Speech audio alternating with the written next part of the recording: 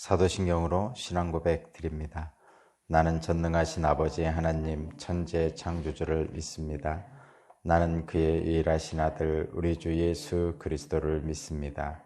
그는 성령으로 잉태되어 동정녀 마리아에게서 나시고 본디오 빌라도에게 고난을 받아 십자가에 못 박혀 죽으시고 장사된 지 사흘 만에 죽은 자 가운데서 다시 살아나셨으며 하늘에 오르시어 전능하신 아버지 하나님 우편에 앉아 계시다가 거기로부터 살아있는 자와 죽은 자를 심판하러 오십니다. 나는 성령을 믿으며 거룩한 공교회와 성도의 교제와 죄를 용서받는 것과 몸의 부활과 영생을 믿습니다. 아멘. 찬송가 380장입니다. 380장.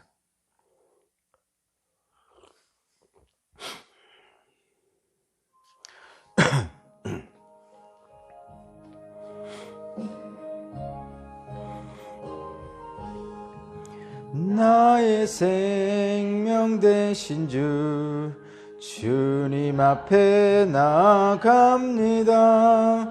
주의 빌린 보혈로 정케하사 받아주소서. 날마다 주를 찬송하겠네. 주의 사랑 줄로서 나를 메어 주소서. 괴로운 세상 지낼 때 나를 인도하여 주소서.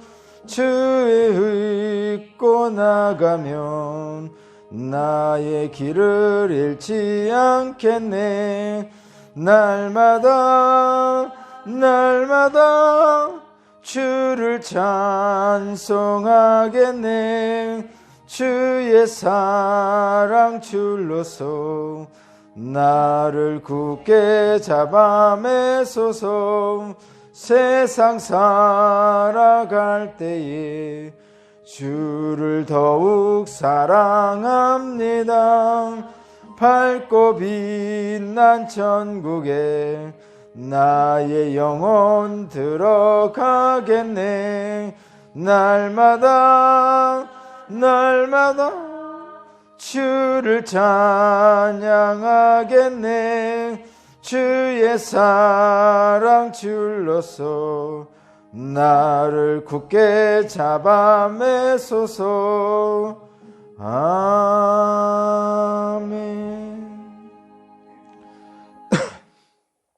아멘.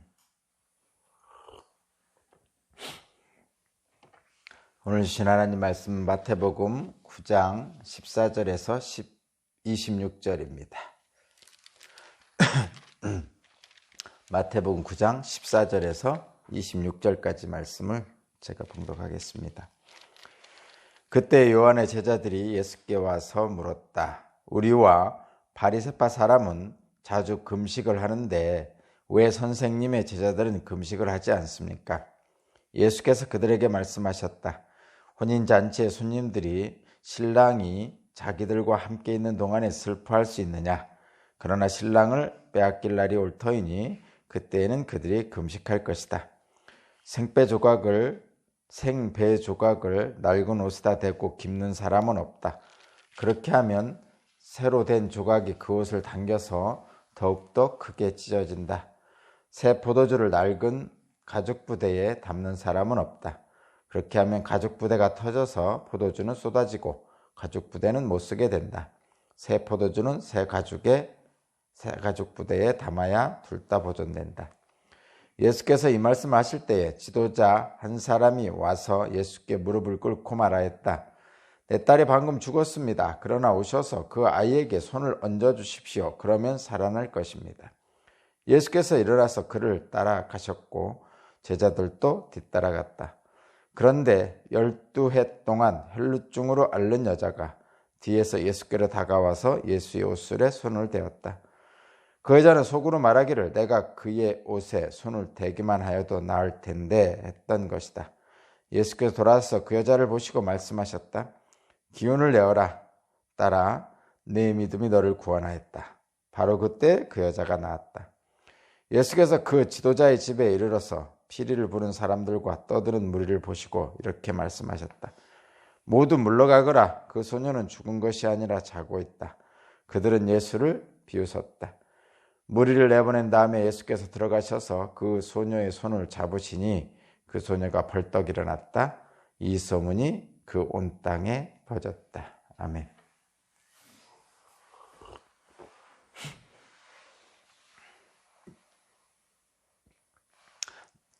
네, 오늘 말씀의 제목은 옛사람을 버리고 새 사람이 되어야 합니다. 라는 말씀의 제목입니다. 옛사람을 버리고 새 사람이 되어야 됩니다. 네, 오늘 말씀의 내용은 처음에는 금식에 대한 논쟁을 요한의 제자들이 제기를 해서 그에 대한 말씀을 하셨고 그 다음에는 어떤 지도자의 딸과 12해 동안 혈루증 앓는 여인을 치료하는 그런 내용입니다. 이 두 내용은 같이 연결되어 있습니다. 그렇게 돼 있죠. 먼저 금식에 대한 얘기는 요한의 제자들, 그러니까 세례 요한의 제자들을 얘기합니다. 그 제자들이 질문을 하죠. 바리새인들과 자기들은, 그러니까 요한의 제자들은 금식을 자주 합니다. 금식을 자주 하는데 왜 선생님, 예수님의 제자들은 금식하지 않습니까? 이렇게 질문을 했습니다. 그렇게 했더니 예수께서는 혼인잔치에 대한 얘기하고 그 다음에 생배 조각의 생배 조각을 가지고 옷을 기우는 거하고 그 다음에 새 포도주와 낡은 포도주에 대한 이야기를 하시면서 대답을 하셨죠.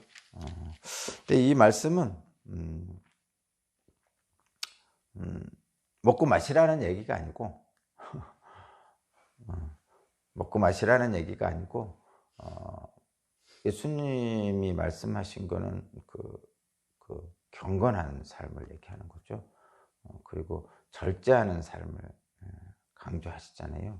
그러니까 여기서 말하는 먹고 마셔라 뭐 이렇게 그 주님이 주시는 은혜를 누리는 거하고 이렇게 먹고 마시는 그런 흥청망청하는 거하고는 다른 거죠. 여러분들 다 아시죠? 다 아시는데 가끔 가다가 내가 먹고 마실 때는 먹고 마시는 것을 강조하고 뭐 금식하든지 절제하는 그런 일을 할 때는 또 절제하는 쪽을 강조하고 이렇게 하는데 사실은 경건하게 산다는 것은 절제를 하면서 그 절제 속에서 하나님이 주시는 은혜를 누리는 것을 말하는 거죠. 여기서 자꾸 누린다고 그러면 세상에 좋은 것들을 자기 욕심껏 누리는 자기 행하는 것을 누린다고 자꾸 착각하면 주님의 마음을 아프게 하는 것입니다.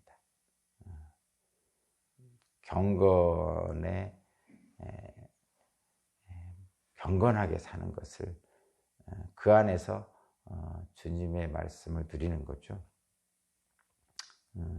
우리들은 늘 이 땅에서 먹고 마시는 것에 대해서 관심이 많을 수밖에 없어요. 우리들의 삶의 조건이 그렇기 때문에.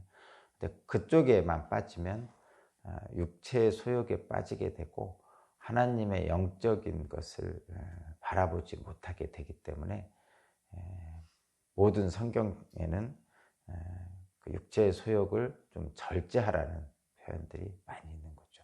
그래서 금식도 사실은 육체의 소욕을 절제하는 어떤 과정이고 하나의 훈련이고 뭐 그렇습니다. 금식 자체가 목적은 아니죠. 그래서 육체의 소욕을 좀 절제함으로써 하나님을 향해 나아가는 그런 과정, 그런 어떤 훈련, 그런 것 중에 하나입니다. 그래서 금식 자체를 중요시하는 건 아닙니다. 뭐 다른 방식으로도 금식하는 것과 같은 효과를 낼 수 있는 경우가 많이 있죠. 찬양도 마찬가지죠. 찬송가를 많이 부르다 보면 금식하는 것과 같은 경건에 이를 수 있잖아요. 그렇죠? 사실은 가장 좋은 것은 인간의 육체적 소욕을 이렇게 절제하고 이러는 것에 많은 일들을 하지만, 그러니까 금식하고 찬양하고 신앙생활 중에 다양한 일들을 합니다. 헌신하고 봉사하고 헌금도 하고 이런 것들이 다 하나님의 경건에 다가가기 위한, 그러니까 육체의 소욕을 좀 절제하고 하나님과 영적으로 좀 소통하기 위한 것들이죠. 신앙생활의 모든 핵심적인 것들은 다 그런 것입니다. 신앙생활의 핵심적인 경건을 향해 나아가는 길에 육체의 소욕을 갖다 대면 신앙생활에 대한 행위를 강조하고 그 행위를 통해서 뭔가 결과를 내려고 애를 쓰게 됩니다. 그것은 하나님의 마음을 아프게 하는 것이죠. 그래서 늘 말씀드리지만 하나님의 뜻대로 행한다는 것은 하나님의 말씀대로 행해서 어떤 결과를 내는 것을 말하는 것이 아니고, 하나님의 일을 행한다는 것은 하나님이 말씀하신 대로 순종하는 그 자체를 말하는 것이지, 그 순종을 통해서 나타났던 결과를 얘기하는 건 아니라는 것이죠. 분명하게 여러분이 아셔야 됩니다. 금식 논쟁에서 혼인잔치와 낡은 옷에 생 뱃조각을 대지 말라는 것과 포도주 부대 얘기, 이것들은 하나님의 새로운 역사가 이루어지잖아요. 성경에는 그 하나님의 새로운 역사에 대한 얘기거든요. 구약 성경의 예언도 그렇고 예수님이 만들어 나갈 하나님의 새로운 역사에 대한 얘기입니다. 그 하나님의 새로운 역사에 대해서 당시 바리새인들 그리고 세례 요한은 그 하나님의 새로운 역사를 담아내지 못했죠. 그래서 예수님께서 그 바리새인들과 많이 다투셨습니다. 금식 논쟁도 마찬가지입니다. 금식 논쟁에서의 금식은 율법을 얘기하는 거예요. 그러니까 바리새인들에 의해 형식화된 율법으로는 하나님의 새로운 역사를 담을 수가 없었어요. 그 얘기를 지금 하는 겁니다. 이 부분에서. 그러니까 바리새인들의 형식적인 율법 준수, 그것으로는 하나님의 마음을 담을 수가 없기 때문에 예수 그리스도가 선포하는 복음을 온전하게 알 수가 없어요. 복음을 온전하게 알 수 없으면 복음을 누릴 수가 없는 거죠. 그런 겁니다. 그래서 하나님의 새로운 역사는 옛사람의 고정관념으로서는 알 수도 없고 깨달을 수도 없는 거예요. 그 말씀이 오늘 이 금식 논쟁입니다. 여기서 금식은 율법을 얘기하는 거예요. 그러니까 바리새인들과 세례 요한의 제자들은 율법을 행위로 지키려고 애를 썼어요. 근데 그 율법을 행위로 지키려는 그 속에 주님이 선포하는 새로운 세상, 하나님 나라는 담을 수가 없는 거예요. 그래서 새포도주는 새푸대에 담아라는 얘기가 바로 그런 거죠. 그러니까 낡은 푸대에는 옛사람의 낡은 푸대로는 하나님의 새로운 세상, 예수님이 선포하는 복음을 담을 수가 없다는 거죠. 그래서 오늘 제가 말씀의 제목이 옛사람을 버리고 새사람이 되어야 된다는 게 바로 그것입니다. 옛사람의 고정관념을 가지고 있으면 새로운 시대인 하나님 나라를 담을 수가 없습니다. 알 수가 없어요. 알 수가 없기 때문에, 깨달지를 못하기 때문에 늘 그 옛사람 속에서 살게 됩니다. 그것이 옳은 줄 알고. 그 바리새인들이 끝까지 그렇게 살다가 예수님을 십자가에 달은 거죠. 결국은 옛사람을 버리지 못하고 새사람이 되지 못하고 예수께서 선포하신 복음의 세계로 들어가지 못한 겁니다. 고정관념을 버려야 되는데, 바리새인들은 율법이라는 형식, 율법적 형식을 행함으로써 결과를 나타내 보이려고 애썼어요. 그들이 애쓰지 않은 거 아니에요. 바리새인들은 율법이라는 형식을 행함으로 그 결과를 나타내려고 애를 썼습니다. 그런데 그 율법의 형식으로는 주님이 말씀하신 복음을 담을 수가 없어요.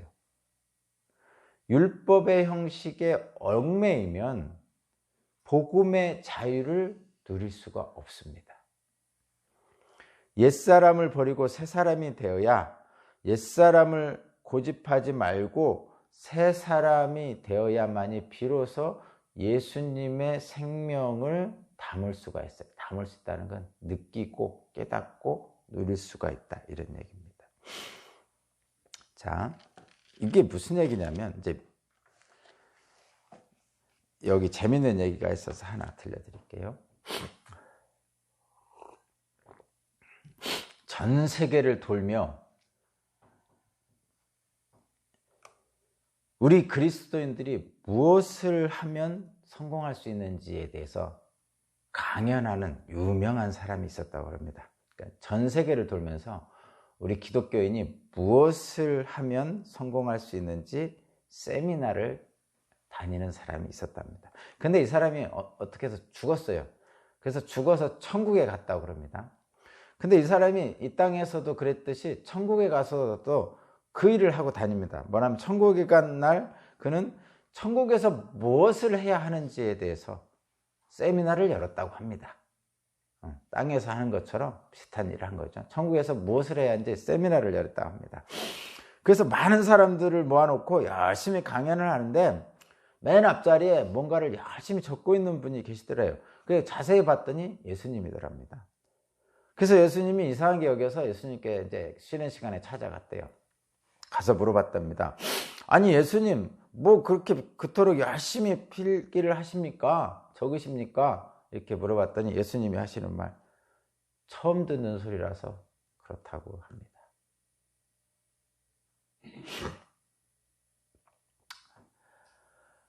무엇을 해야, 어떤 성과를 내야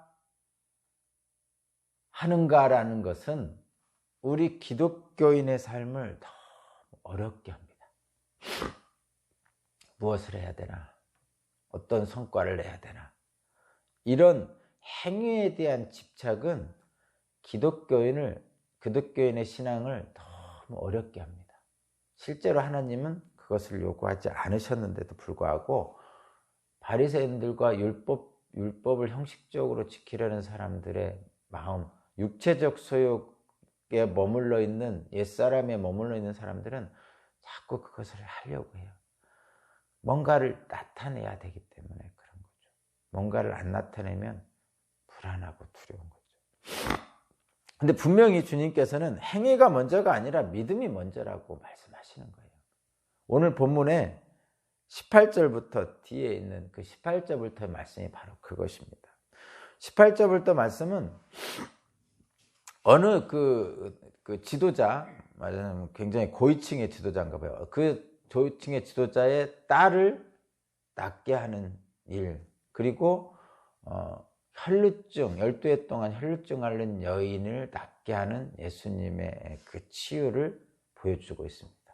근데 이 두 이야기는 절묘하게 되어 있는데, 첫 번째는 먼저는 지도자의 딸을 치유하는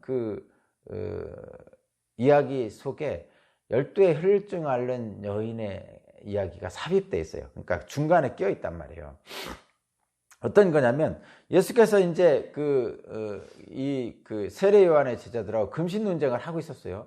그때 금신 논쟁이 이제 좀 거의 마무리될 때쯤에 그 지역의 지도자, 높은 지위에 있는 사람이 찾아와 가지고 자기 딸이 지금 죽게 생겼다는 거야. 딸은 복음서에 하면 12살짜리 어린 딸이라고 합니다. 그렇다고 좀 살려달라고, 빨리 가셔서 같이 살려달라고 이렇게 요청을 하죠. 그러면서 그래 알았다고 제자들하고 가고 있습니다. 그 집으로 가고 있는 도중에 길거리에서 혈루증을 앓는 여인이 몰래 예수님의 옷자락을 만지죠. 그때 예수님께서 그 여인을 혈루증을 낫게 하시죠. 그리고 나서 이제 그 지도자의 집에 도착해서 가보니까 사람들이 이미 죽었다고 그러고 막 그 장례식 절차를 하고 있습니다. 막 피리도 불고 막 이렇게 애곡도 하고. 그래서 예수님이 가셔서 그 어린 딸을 살리셨어요. 그러니까 사람들이 다 놀래죠. 그러면 여기서 무엇을, 이 두 이야기가 주는 핵심은 뭐냐면, 앞부분에서 금식 논쟁은 금식이라는 게 율법이라 했죠. 율법의 행위를 얘기하는 거예요. 율법의 행위가 문제가 아니고 믿음이 문제라고 분명히 하는 거예요. 옛사람을 버리고 새사람을 입어야 복음을 알 수 있다는 건데, 율법을 형식적으로 지키지 말고 중요한 것은 바로 믿음이다라는 걸 말씀하고 있는 거예요. 자, 18절 마지막 보세요. 18절 마지막. 18절 제가 읽겠습니다. 예수께서 이 말씀을 하실 때 지도자 한 사람이 와서 예수님께 무릎을 꿇고 말하였다. 내 딸이 방금 죽었습니다. 그러나 오셔서 그 아이에게 손을 얹어 주십시오. 그러면 살아날 것입니다. 지금 이것은, 이 지도자가 하는 이 말은 놀라운 말이죠. 뭐라고 하는 거예요? 딸이 지금 죽게 생겼습니다. 사람들은 이미 장례를 하고 있어요. 피리를 불면서. 근데 이 지도자가 하는 말을 들어보세요. 내 딸이 방금 죽었습니다. 결과가 나왔잖아요. 그런데 예수님이 오셔서 그 아이에게 손을 얹어주시면 그러면 살아날 겁니다. 여기서 죽고 사는 문제인데, 이 지도자 이 말 속에 이 지도자의 마음을 한번 잘 해보세요. 예수님이, 내 딸이 죽었는데 예수님이 오셔서 손을 얹어주시면 나을 거예요. 이게 뭐죠? 믿음이죠. 이게 죽음이라는 결과 앞에서 예수님은 낫게 하실 수 있다는 분명한 믿음이잖아요. 이 단순한 믿음이 아니죠, 여러분.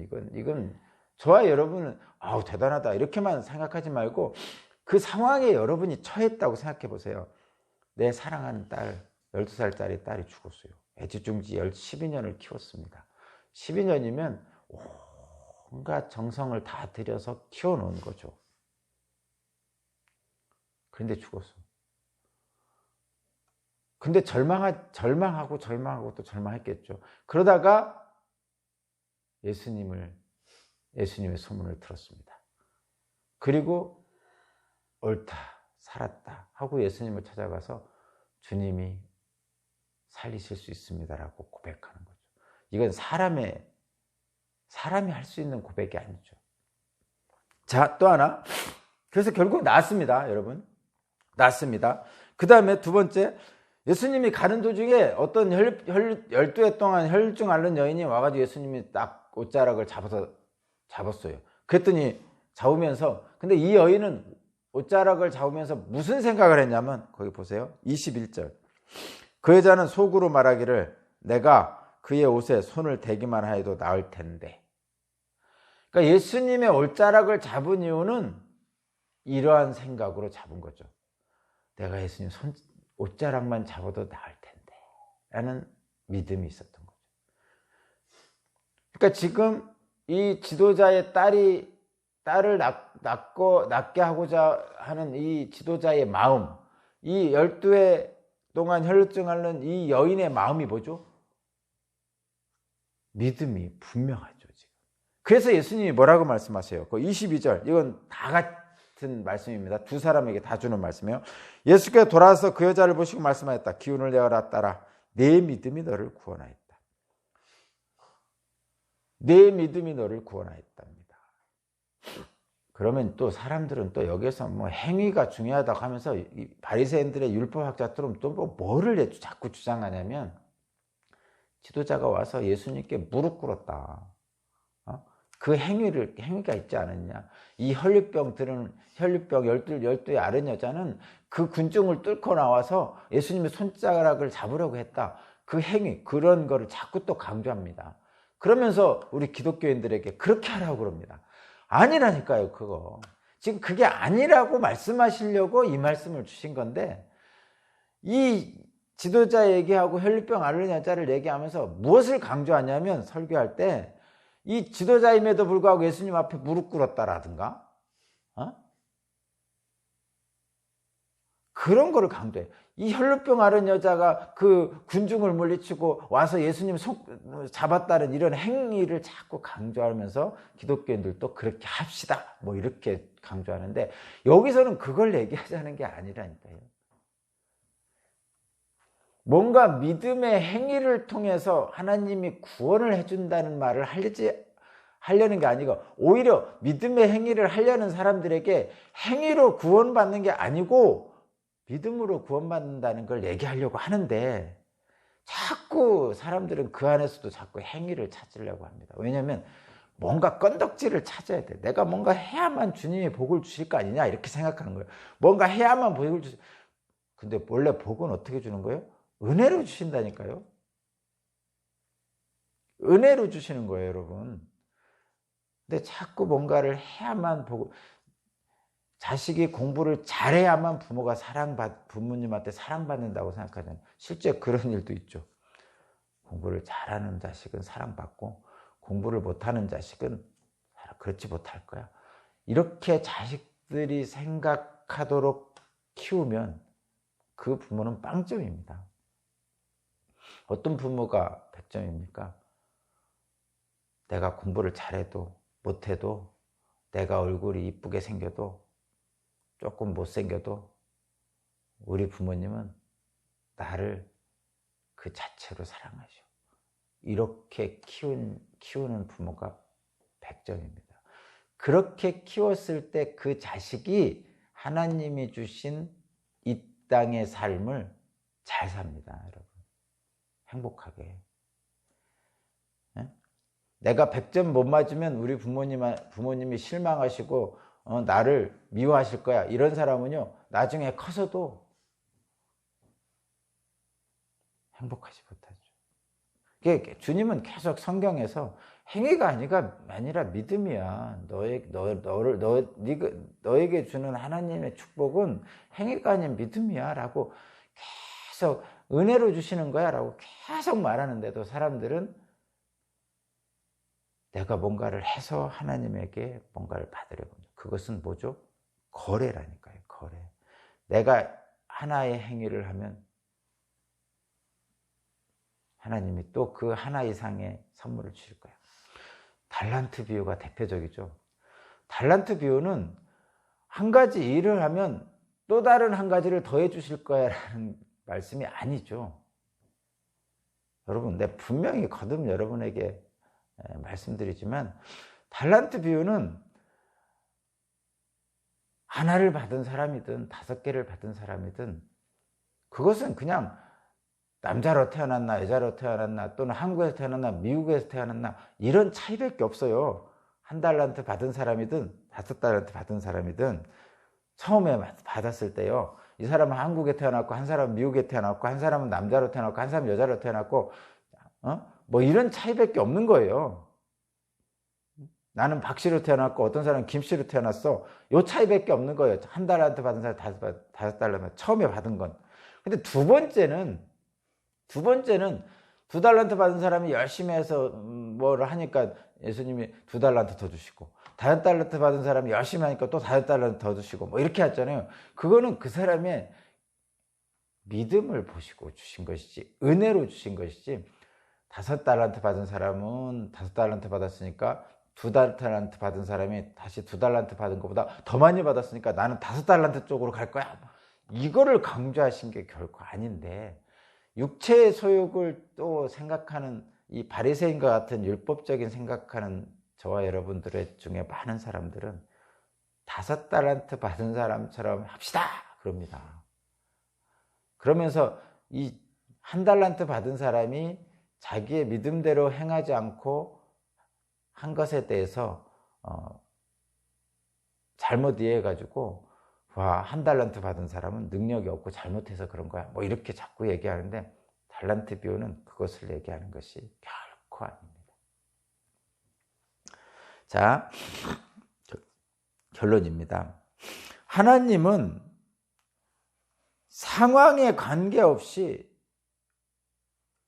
우리들에게 무엇을 분명한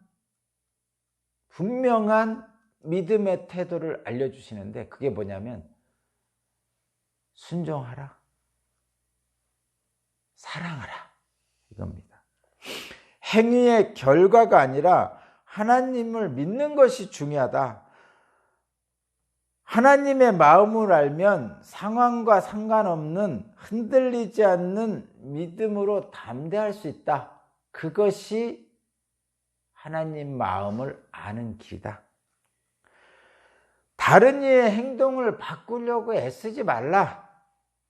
다른 이의 행동을 바꾸고 통제하려고 하는 대신에 그냥 순종하고 사랑하라. 사랑하라는 말씀에 순종하라. 주어진 오늘 하루 아내를 사랑하라 했으니 사랑하고, 자녀를 사랑하라 했으니 사랑하고, 남편을 존경하라 했으니 존경하고, 자녀를 노엽게 하지 말라고 했으니 노엽게 하지 말고 다 주님께 하듯이 원수를 사랑하라 고 하신 거예요. 어떻게 하면 하나님을 기쁘시게 할까요? 내가 5달란트 가지고 5달란트는 남기는 것? 아니죠. 5달란트 가지고 사랑하는 거죠. 5달란트 가지고 사랑하는 거죠. 5달란트 받아서 5달란트 더 받아야지, 이것은 하나님의 마음을 모르는 거죠.